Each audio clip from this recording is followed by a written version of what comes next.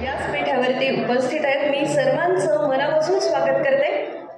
लोकसंवाद प्रकाशित ऐकलत का या सुनील रुसाबाई काशीनाथ चांदेरे लिखित पुस्तकाचा पुस्तक प्रकाशन सोहळा आता इथे पार पडतोय. या सोहळ्यासाठी आज महाराष्ट्राचे लाडके उपमुख्यमंत्री माननीय नामदार अजितदादा पवार साहेब, प्रमुख पाहुणे माननीय नामदार दत्तात्रय मामा भरणे साहेब, क्रीडा आणि युवक कल्याण मंत्री महाराष्ट्र राज्य आणि प्रमुख उपस्थिती आहे माननीय आमदार दिलीपराव वळसे पाटील, माननीय रामदास फुटाणे ज्येष्ठ वात्रटिकाकार, माननीय आमदार श्री शंकरभाऊ मांडेकर आणि प्राध्यापक डॉक्टर दिगंबर दुर्गाडे सर. या सर्व मान्यवरांच्या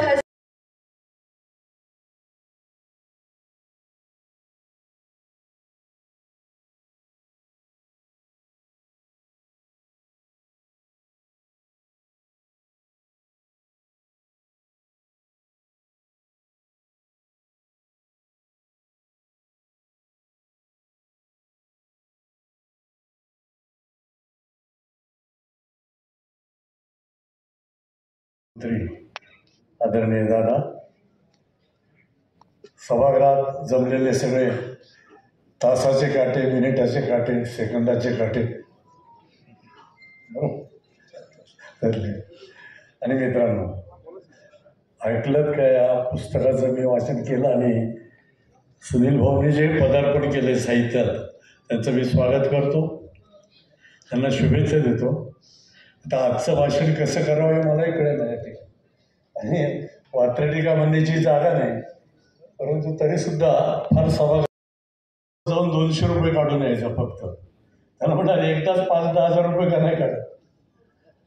मलाही कळलं नाही तो काय जात होतो, पण ते फार दिवसांनी कळलं जेव्हा त्याच्या बायकोचं त्याचं भांडण झालं. तर ती वात्रटिका आहे की सुहास्य वदनी काउंटरवरुणी बदली ती कॅशियर बाला, सुहास्य वदनी काउंटरवरुणी बदली ती कॅशियर बाला, करंट खात्यातून काढून फिक्स डिपॉझिट घाल, करंट खात्यातून काढून फिक्स डिपॉझिट घाला. तर घरची रिझर्व्ह बँक सोडून घडली कर्म कहाणी, घरची रिझर्व्ह बँक सोडून घडली कर्म कहाणी, 9 महिन्याचे व्याज कडेवर गाऊ लागले गाणी. रिझर्व्ह बँकेने शटर ओढले, घालू कुणाशी वाद, रिझर्व्ह बँकेने शटर ओढले, घालू कुणाशी वाद, आणि परबँकेने लुटले असता करू कुठे फिर्याद. तेव्हा आपापल्या रिझर्व्ह बँका सांभाळल्या पाहिजे. माझी लाडकी बहीण योजना आणली आणि तमाम महाराष्ट्रातील लाडक्या बहिणींना त्या ठिकाणी तुम्हाला सांगतो की दिलासा मिळाला. प्रत्येक महिला भगिनीच्या नावावरती 1500 रुपये त्या ठिकाणी मिळाले आणि अशीच एक महिला भगिनी मला भाषण करताना आढळली. कधी 21, 22, 23 फेब्रुवारी 2025 रोजी दिल्लीच्या साधारणतः राजकारणातल्या बहिणीला आपण काय म्हणतो, ताई म्हणतो, परंतु दादांनी त्या ठिकाणी अखिल भारतीय मराठी साहित्य संमेलनाच्या अध्यक्षा डॉक्टर तारा भवाळकर यांना अक्का म्हणून साथ घातली आणि ती साथ एवढी जोरात होती की त्या अक्कांनी घातलेल्या त्या साधेला खरोखरच देशातून आणि महाराष्ट्रातून प्रतिसाद मिळाला. त्या ज्या वेळेला त्या ठिकाणी उभ्या राहिल्या त्यावेळेला त्यांनी तारा भावळकरांनी काय सांगितलं, हो मराठी भाषेचा जन्म कधी झाला, तर त्या माता भगिनींनी सांगितलं की ज्या वेळेला मूल जन्माला आलं आणि त्याला पहिली ओवी ज्या वेळेला आईने गायली त्यावेळेला मराठी भाषेचा जन्म झाला.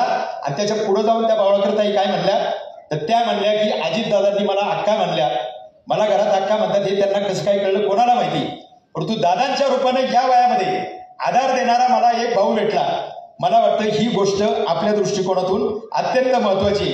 एवढ्या मोठ्या त्या साहित्य संमेलनाच्या अध्यक्षा लाडक्या बहिणींना तर हा भाऊ महत्वाचा वाटतोच, परंतु तारा भावळकरांना देखील त्यांच्यापेक्षा वयाने कमी असून दादांचा आधार वाटतो.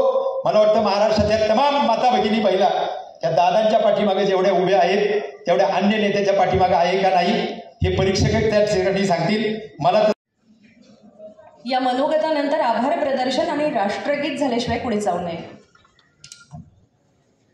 मंत्रिमंडळातील माझे सहकारी माननीय दत्तामामा भरणे,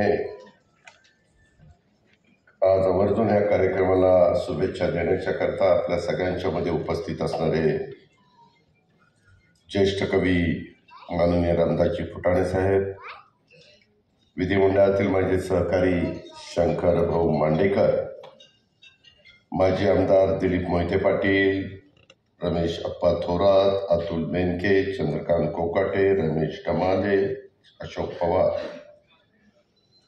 माजींची संख्या खूप मोठी झालेली होती,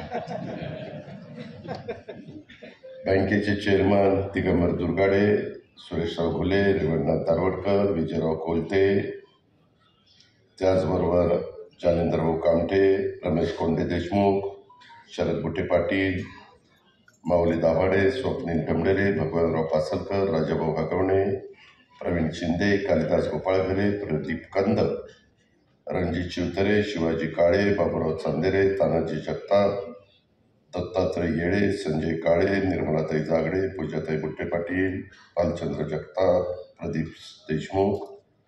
आज ऐकलं का या सुनील चांदेरे यांच्या नर्म विनोदी भाषणाचं संकलन जे झालेलं त्या पुस्तकाचं अनावरणाच्या कार्यक्रमाच्या निमित्तानं सुनीलला शुभेच्छा देण्याच्या करता, त्याला प्रोत्साहन देण्याच्या करता या कार्यक्रमाला उपस्थित असणाऱ्या विविध संस्थांचे सर्व सन्माननीय आजी माजी पदाधिकारी, पुणे शहर, पुणे ग्रामीण, ह्या सगळ्या परिसरातून आलेले प्रतिष्ठित नागरिक बंधू भगिनी, त्याचबरोबर ज्यांनी आपल्याला या कार्यक्रमाच्या करता निमंत्रित केलं ते आपल्या सगळ्यांचे सहकारी सुनील चांदेरे, त्यांचे वडील काशीनाथ चांदेरे, आई रुसाबाई चांदेरे, पत्नी वंदनाताई चांदेरे, चांदेरे परिवार, मुळशी परिसरातील मोठ्या संख्येने आलेले सगळ्यांचे सहकारी बंधू भगिनींनो आणि माझ्या तरुण मित्रांनो, खरं तर 2 दिवसापूर्वीच पहलगामला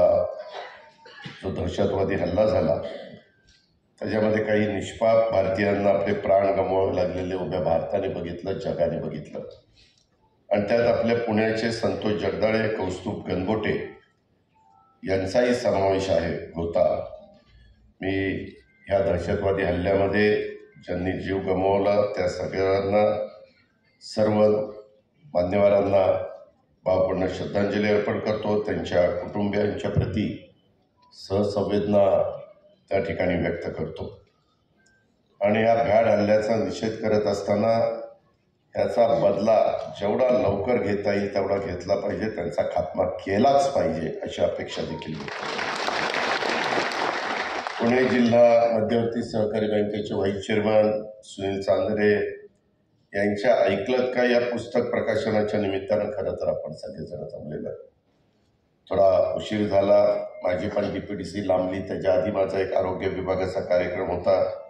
DPC झाल्यावर पत्रकारांनी थोडंफार माझा प्रेस घ्यायला भाग पाडलं आणि त्यामुळे मला यायला जरा उशीर झाला. मी सुरुवातीलाच आपल्या सर्वांच्या साक्षीनं सुनील चांदेरेंच्या ऐकलं का या पुस्तकाचं प्रकाशन झालं असं सुरुवातीला जाहीर करतो आणि सुनीलचा व्यक्तिशः माझ्या वतीनं आपल्या सर्वांच्या वतीनं मी अभिनंदन करतो. कारण 2 दिवसापूर्वीच 23 एप्रिलला माझ्या माहितीप्रमाणे आपण जागतिक पुस्तक दिन साजरा केला. त्यानिमित्तानं पण मी आपल्या सगळ्यांना शुभेच्छा देतो. पुन्हा अजून एक 3रं पुस्तक काढण्याचा विचार सुनीलने या ठिकाणी मांडलेला आहे आणि तोही खरोखरीच कौतुकास्पद आहे. ऐकलं का या 2ऱ्या पुस्तकाच्या माध्यमातून, कारण सुनीलचं पहिलं जे काही पुस्तक होतं ते मुळशीकरांची दिल्ली सफर हे पुस्तक आपल्या सगळ्यांच्या ऐकण्यामध्ये, पाहण्यामध्ये, वाचण्यामध्ये आलं असेल आणि त्याच्यामुळे ते यापूर्वीच प्रकाशित झालं, त्याचा उल्लेख सुनीलनी आपल्या भाषणामध्ये केला.